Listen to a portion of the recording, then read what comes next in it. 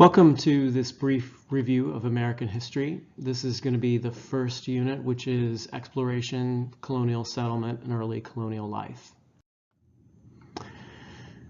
When we're looking at the origins of what we'd call the United States, we're going to have to start with European exploration and colonization. You could also call it an invasion, since Europeans believed that they had a right to take what they called empty lands. And as they are doing so, they are going to bring millions of people from Europe into the New World. Some of those people will not come by choice. For example, African slaves. And that will populate the New World with Europeans and Africans, and then compete for resources against the people already living there, the indigenous native peoples of the New World.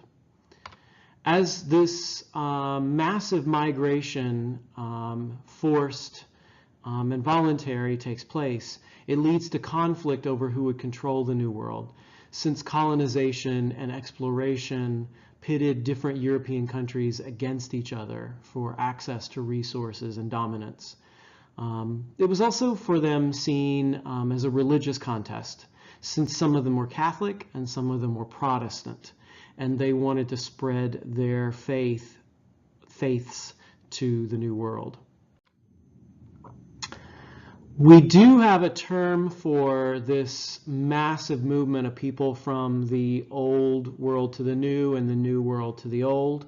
And that term not only includes people, but also plants. It includes other resources, diseases, gold, silver. We call it the Columbian Exchange. It's a commercial expansion and exchange of all of these items that you see on the chart between the old world and the new world to the old, which had both positive and negative effects on the peoples of the Americas as well as Europe. For example, one of the negative effects for native peoples would be violence. As Europeans come, they want to take control over lands, and set up their own towns, their own religious organizations. They want to settle for control over farmland, such as what the English do. They might also come for access to the fur trade, as the French do. And in all of those cases, there will be incidents of violence. More so among the English than, say, the French. But in all cases, as Europeans want access to resources, they will resort to violence to get them. So Indians will lose territory, and in some cases they will be forced to work for those who conquer them, such as among the Spanish. One of the most immediate consequences of this Columbian Exchange would be the exchanging of disease, with more detrimental effects to native peoples in the Americas. Up to about 95% of some Indian communities are wiped out by encountering smallpox or influenza. Indians also in the New World became dependent on European trade goods, as they saw that Europeans had guns, alcohol, clothing, paint, beads, cookware, metal implements. They saw that those things could be used in their own cultures in their own ways, and they desired them. So, for example, among the French, native peoples here will depopulate the area of beavers in exchange for French trade goods. These goods enter Indian communities, and Indians become dependent on access to them, particularly among guns, particularly for guns. That will increase the intensity of native warfare, but at no point should we assume that it changes the culture of Indian people. They simply incorporate these goods into the world as they already see it, and doing what they're already doing, just with a new tool. Overall, if we had to assign a best relationship between Europeans and natives, it would be the French. The French intermarry with natives so they get access to the fur trade. The French also do not have as heavy a missionary presence. They tend to send missionaries out individually to convert the natives, and so that puts the French at a disadvantage. The French are not interested in land, even though there are French settlers there farming. Their overall interest is in fur, so they're not as aggressive as, say, the English, who want to conquer the land and therefore do not see any room for having the Indians as neighbors. Or the Spanish, who want access to the wealth that is in the land, and they're going to use native peoples to do the labor for them. Among the Spanish, the intensity of Spanish enslavement of native peoples, as well as insults to native faith, does result in a rebellion. The Pueblo Revolt, or El Pope's Rebellion in 1680, as native peoples push back against Spanish conquest. And for about 10 years over here in New Mexico, where the revolt takes place, for about 10 years the Spanish are driven out. But they eventually do come back and they take over the native settlements there. Having learned an important lesson, it's really critical to make some room for native traditions and native beliefs and native culture. Otherwise, you are going to run the risk of periodic rebellions again. So just like the French, who made more room for native peoples, the Spaniards eventually do make some room because they'll convert native peoples to Catholicism. Native peoples can marry. The Spanish even construct elaborate racial classification schemes to tell, what we call a person who is Spanish and Indian, or Spanish and black, or Indian and black. So it indicates that there's room for native peoples to be incorporated into Spanish culture, even if they're still seen as inferior. Among the English, we always talk about three main settlements, one of them being New England. In the 1620s and 1630s, the English folks come to the New World for religious freedom. They're persecuted in England. So we're talking about the Pilgrims and, more importantly, the Puritans, who are the much larger group.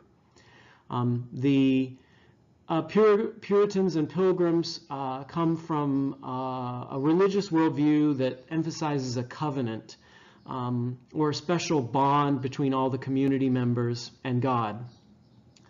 In the Pilgrims, who come in 1620, they actually sign a covenant. It's really just an agreement to live by majority rule that we call the Mayflower Compact.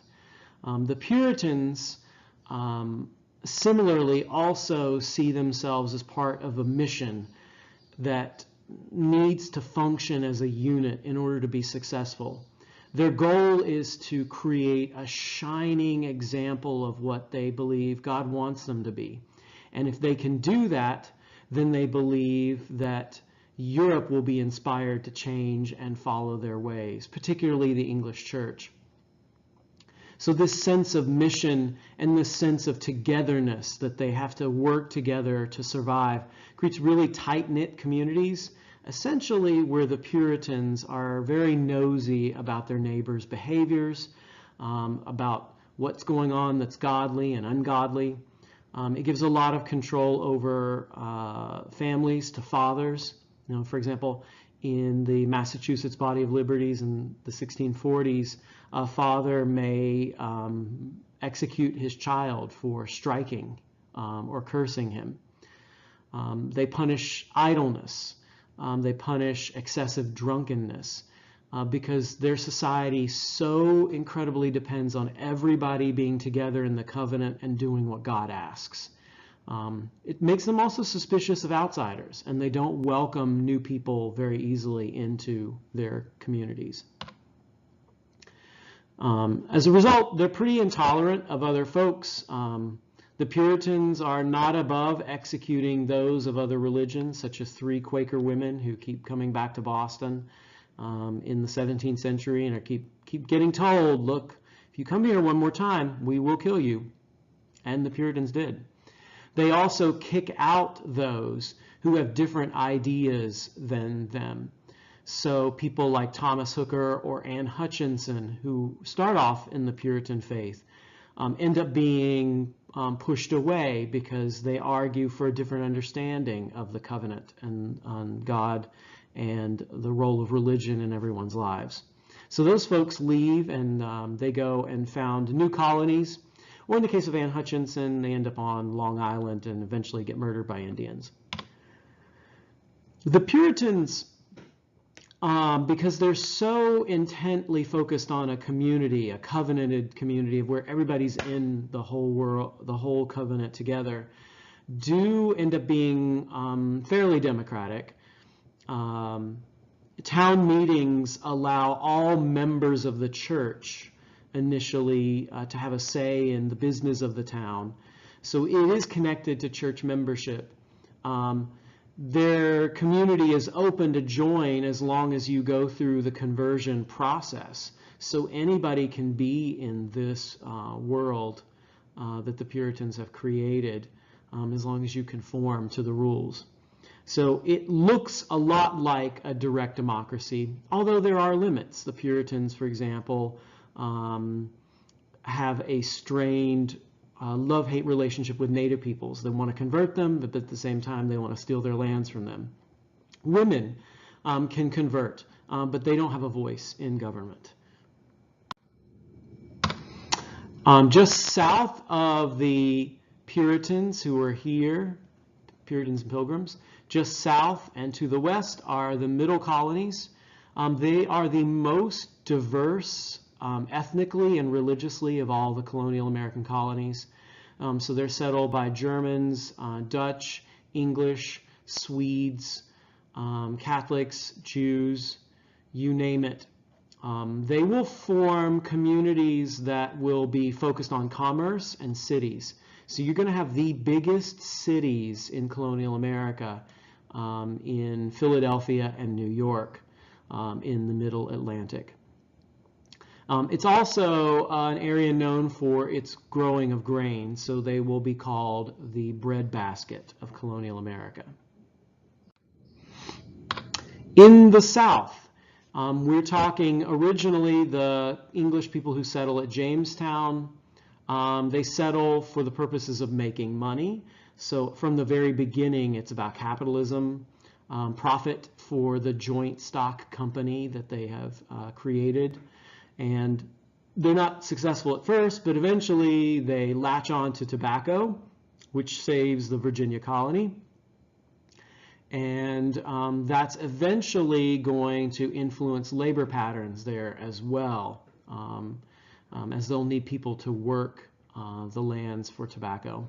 It will also fuel expansion. Tobacco is a crop that really exhausts the nutrients in the soil, so they're constantly expanding inwards, and as they do so, they encounter native peoples whom they like to attack and kill and take their land from them. Just south of Jamestown, the first permanent English settlement, you'll see the rest of the southern colonies. North Carolina, produce like rice down in the Cape Fear, some tobacco, corn, pigs, for example. South Carolina is noted extensively for rice along the coast where it's warm and wet enough to do so. And then eventually Georgia will join as the southern colonies' last frontier. As European people settle in the New World, particularly the English, and they discover crops that are needed for making money to sell to Europe, they need labor to work those crops. And at first, they try Indian slavery. Indians die in large numbers, so that doesn't work out very well. In Virginia, they work with indentured servants, who are people who voluntarily migrate to the New World in exchange for, the trip being paid for. And while they're here in the New World, they will work for 5 to 7 years in order to pay back their trip. And so that is how Virginians get their early labor force, from these indentured servants, who were not treated particularly nicely. The death rate is very high, and if you're a female indentured servant, conditions are even worse for you. In the Spanish colonies, Indian labor is much more extensively used from the beginning. And it looks a lot like slavery. It's not quite slavery, but essentially it is. It's called the encomienda. So Spanish landowners get a grant of Indians. Those Indians are supposed to work for the Spanish landowner in exchange for being taken care of and being converted to Christianity. It could, in fact, and in real actual practice, be quite abusive towards the natives. And eventually the Spanish will shift towards importing large numbers of African labor to work in the sugar plantations and the mines of the Spanish colonies to the south of where the English have settled. Despite attempts at reforming the encomienda, scholars have shown that slavery does persist, and there's a lot of mistreatment of native peoples by the Spaniards, even into the 19th century. The distinctive form of labor that comes to characterize colonial America is slavery, African race-based slavery. As Africans are willing to sell their own people to make money, to buy European goods, things that they valued, those African slaves come to essentially replace other forms of labor, not completely, but almost entirely. Because African slaves could be by 1700, and really by about 1720, purchased fairly cheaply. And in the process of switching to this form of labor,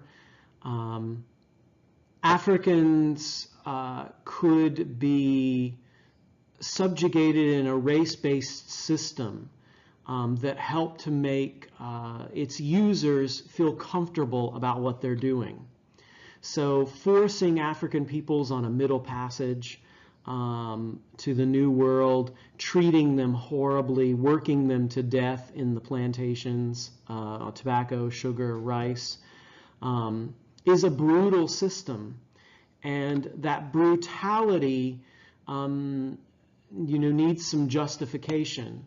It also needs a set of harsh laws to govern it, since brutalized peoples are not simply going to accept being horribly mistreated. And slave rebellions, slave revolts indicate just how much Africans are going to resist the horribleness of this system. So over the course of the 17th century, the 1640s to about 1720, Southerners, people in the Caribbean, people in South America, will come up with race-based slave laws and a tight system for regulating this reliance on African labor. Well, one of the key provisions is that you inherit your slave status from your mother. And converting to Christianity in colonial Virginia will not free you. Therefore, slaves become a permanent form of property. They are no different than cows, for example, as this system gets developed and becomes the dominant labor system in colonial America, particularly in the South, going even to South America. where in fact the largest numbers of slaves are transported in the numbers of 5 millions to work in the sugar plantations and on the ranches there. The Caribbean is also a huge importer of slaves for sugar plantations. In colonial America, not so much, but definitely still a race-based system that relies heavily. There are slaves in every single colony in colonial America, African slaves. So we need not think that this is exclusively a Southern institution. Northern colonies also rely on it. Indeed, some of them make their money, Rhode Island, for example, on the slave trade. In New England, besides, making your money in the slave trade, Indian and African, they do a lot of shipbuilding, fishing, lumber, the forests of New England. Farming is also done there, but the growing season's shorter because it's colder, soils are rocky, so it takes a lot more work. So really the sea and trade are New England's economic lifeblood. In the middle colonies, shipbuilding again, more trade because the largest cities are there, and farming as it's the breadbasket. And the South, plantations like tobacco and rice, or in the Caribbean, sugar. Religiously, there's a lot of diversity in colonial America. The official Church of England is the established church, the legit legal church of colonial America. But there are so many other religious traditions that the English church cannot dominate, except in places like Virginia. So New England had Puritans. It also had Baptists. It had the Pilgrims who had settled there. Some of the New England colonies are founded by people who are not interested in an official state-based church. So, for example, the founder of Rhode Island fled persecution from the Puritans in Massachusetts. They rejected his ideas, his thinking, and he founded Rhode Island in the belief of complete separation of church and state. His name is Roger Williams. He once said, "Forced religion stinks in the nostrils of God." So Rhode Island becomes a place where all kinds of people with different beliefs end up going. Jews, Baptists, you name it.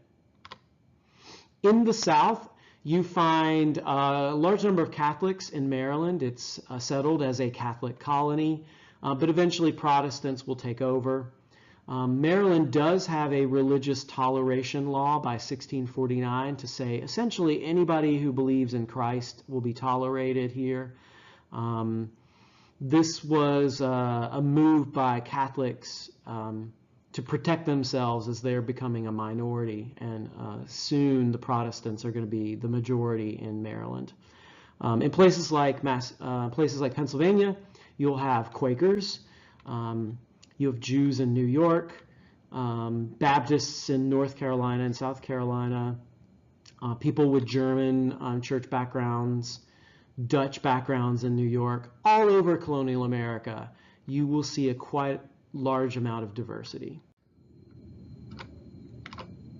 By the 1730s and 1740s, the colonies had prospered. They're making lots of money. They're doing well economically. Buying English goods, producing their products that the English want, tobacco, for example. And they start to become worried that they're a little bit too secular, that they've strayed away from good, true religion, that they have, given into the sin of commercialism. And so there's a movement called the Great Awakening that swept the colonies, particularly the North and Middle colonies. It's not as strong in the South. This Great Awakening is inspired by English preachers, but it also has its own homegrown preachers here in America. And as the revival sweeps through the colonies, inspiring people to convert to Christianity and have an emotional experience, a new relationship with God, There's the growth of new denominations who benefit from all of these preachers blowing into town and stirring things up among the people. People like George Whitefield, pictured here, the cross-eyed evangelist who was a rock star in his day in the 1730s and 40s. And as he sweeps through, you see many more people join the Methodist Church, the Baptist Church, and they start challenging the established order. They start challenging the established churches. They start saying, you know, my religious views are my own. I can make a choice. My conscience is important to me, and I don't care if the local church, you know, has the authority in this town. I might choose a different church. So there's a lot of social stirring in the 1730s and 1740s that some scholars think may have laid the social foundations for the American Revolution, the freedom to choose one's religion.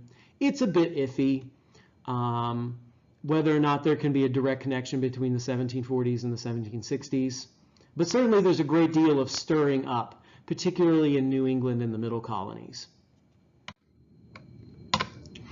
Politically speaking, the colonies in America have a whole heck of a lot of freedom. They're used to being self-governed, making their own laws, making their own rules. In New England colonies, they had town meetings. All male members of the church essentially voted on the town's business and the taxes of the town. In Virginia in 1619, they are allowed to elect their own representatives, the House of Burgesses, to make laws for them. And most of the time, it's really about taxation. The Burgesses deciding what taxes are going to be collected to pay, you know, local salaries to local officials. The English government did have a right to veto any colonial laws, but essentially the act of being able to make your own law in the first place gives you a lot of freedom. The colonists all emphasized that they had the rights of Englishmen, that this body of English customs and rights and liberties they inherited from their ancestors just as people in England inherited them.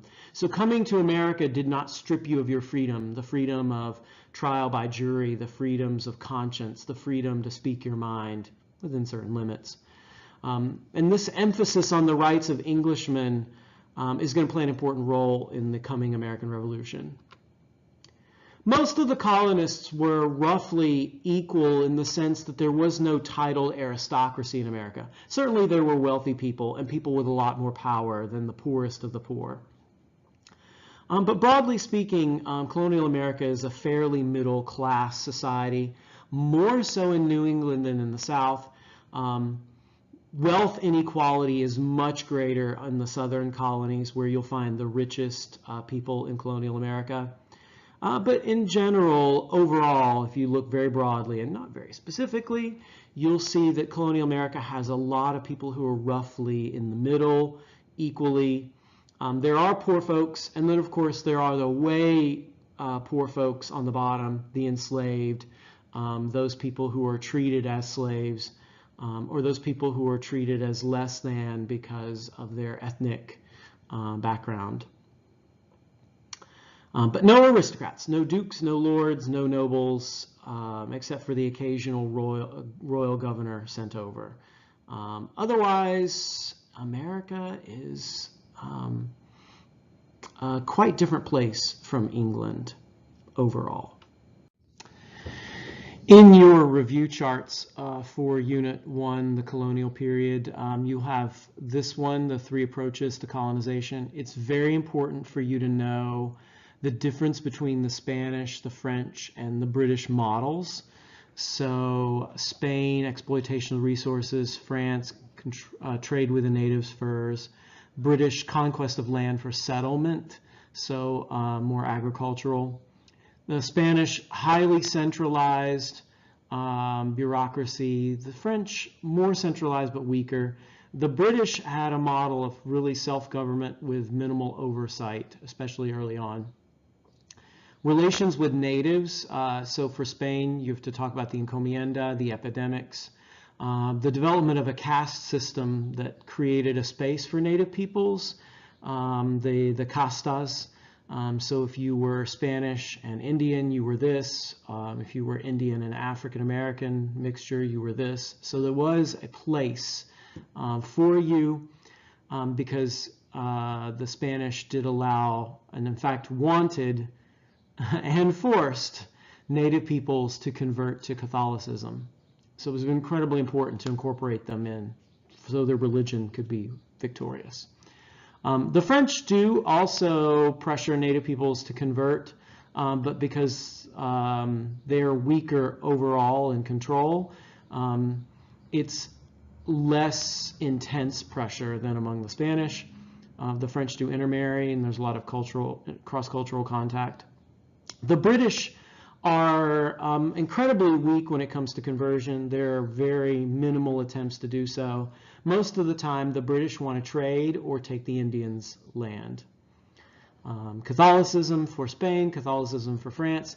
Officially, the British are Anglican, but there's a lot of other religious denominations, so I call it Rocky Road Christianity.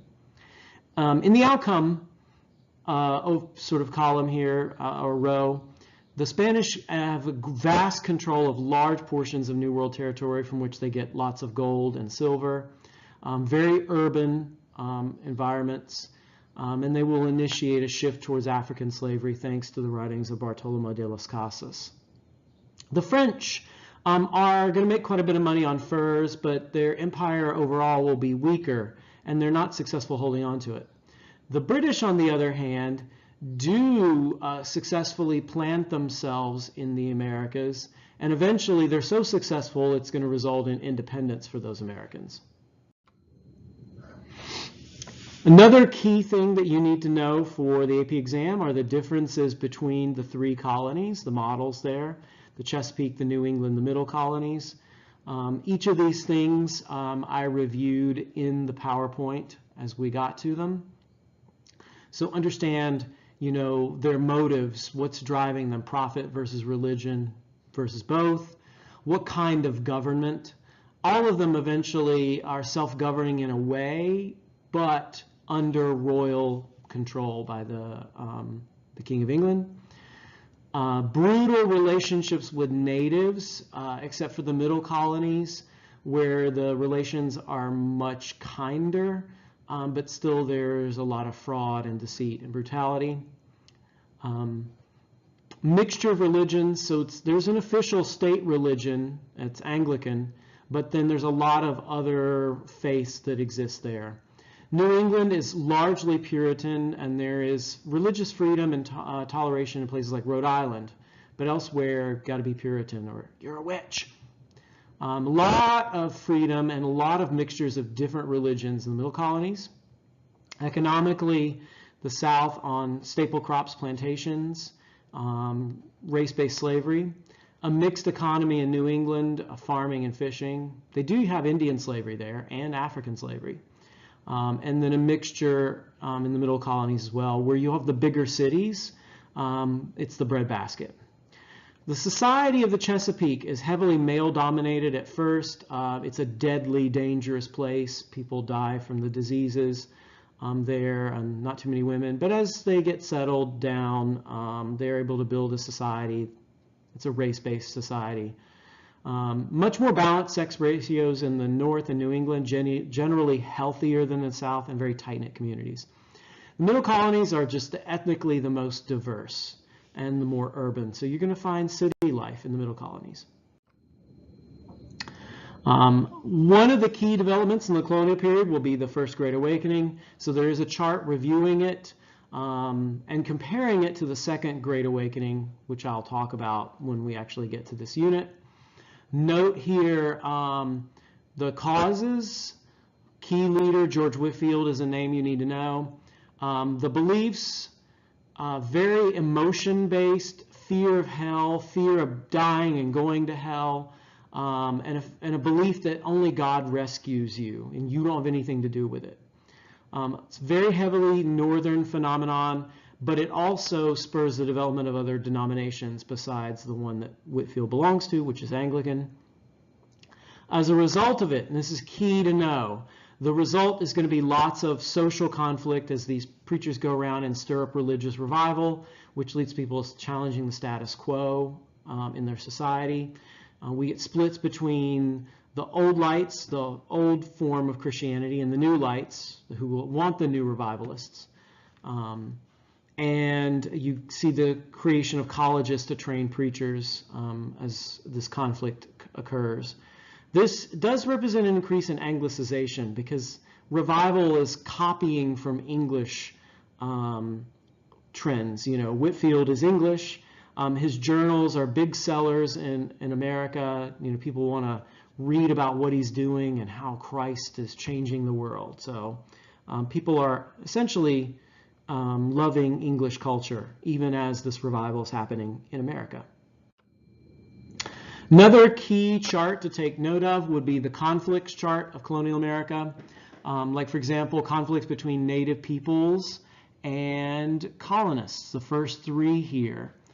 King Philip's War is the Puritans who were attacked by King Philip or Metacomet, who reject Puritan culture, Puritans grabbing Indian lands. But eventually King Philip and his people are defeated. He's executed, his wife and child are sold into slavery. This is brutal response of the Puritans, who believe, you know, it's God's will that they do this. A similar Indian settler conflict happens in Virginia called Bacon's Rebellion. It's more complicated, though, because people on the frontier, the western part of Virginia, think that the eastern rich people are ignoring their needs. And they think that the eastern rich people are letting the Indians attack the frontier western folks. So this is a three-way fight. Frontier residents go ahead and attack Indians who are allied with the governor of Virginia. And then they say, well, let's go ahead and attack the governor of Virginia. And so they burn Jamestown. But the leader dies of bloody diarrhea, and the rebellion fizzles out. It helps accelerate the trend towards race-based slavery, as we're going to rely less and less on indentured servitude. And there's a fear of these poor frontier folks, former indentured servants, rising up again. So how can we make sure that we reinforce their identification with the white leaders of Virginia? So they're actually given more rights in society, and then adding African slaves below them creates a class that can be the lowest of the low. So any poor white person can say, at least I'm not a slave. Among the Spanish, there is the Pueblo Revolt, where the Pueblo peoples resent Catholicism and enslavement, and they devastatingly attack the Spaniards. The Spaniards attack back. The Spanish learn over time to accommodate Indian culture as a way of avoiding future conflict. I have the Glorious Revolution on here, which happens mostly in the realm of English history, but there is a response to it in the colonies. And the response to it in the colonies is miniature rebellions. Mama England can rebel, we can too. And it leads to a more self-governing tradition among the colonists. The colonists will also enter a period of salutary neglect, where the British will leave them alone as long as, you know, the British are making enough money off of trade with the colonies. And finally, another conflict that would be good to know would be the Stono Revolt. It's a major slave revolt in South Carolina in 1739, where 60 Congolese slaves kill a number of whites in an attempt to get freedom by marching to Florida, but they're stopped and executed. The outcome is that South Carolina tightens even further its race-based slave system to make sure that slaves don't have enough free time or enough ability to organize another revolt in the future. And that's it for the review charts.